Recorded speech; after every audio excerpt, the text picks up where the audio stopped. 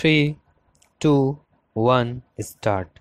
Relying on the case, it was contended by the learned counsel for the appellant that there is a presumption that parents will be able to exercise good care in the welfare of their children. It was argued by the learned counsel on behalf of respondents that the impugned order warrants no interference. Before passing the impugned order, the learned judge had spent over 1 hour with the children to ascertain their preferences. The children have been living with the respondents since their mother's death in June 2006, as the High Court had stayed the order of the Family Court vacating the injunction order.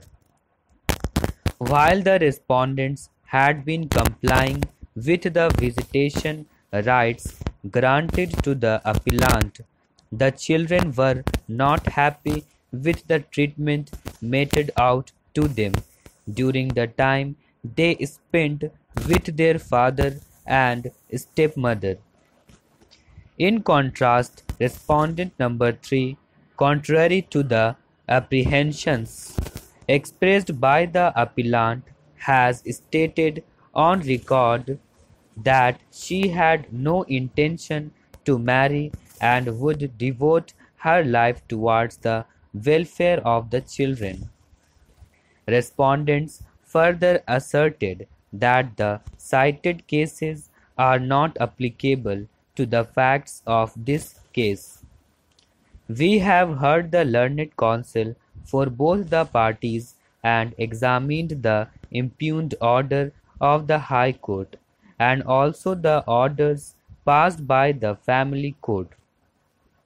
After considering the materials on record and the impugned order, we are of the view that at this stage the respondents should be given interim custody of the minor children till the disposal of the proceedings filed under Section 7, 9 and 17 of the Act. Section 12 of the Act empowers courts to make such order for the temporary custody and protection of the person or property of the minor as it thinks proper.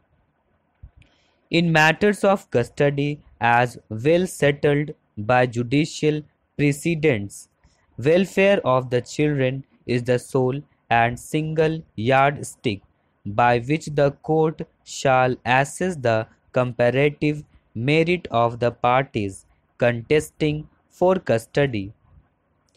This court had observed in this decision that custody orders by their nature can never be final. However, before a change is made, it must be proved to be in the paramount interest of the children. In that decision, while granting interim custody to the father as against the maternal grandparents, this court held that the division bench appears to have lost sight of the factual position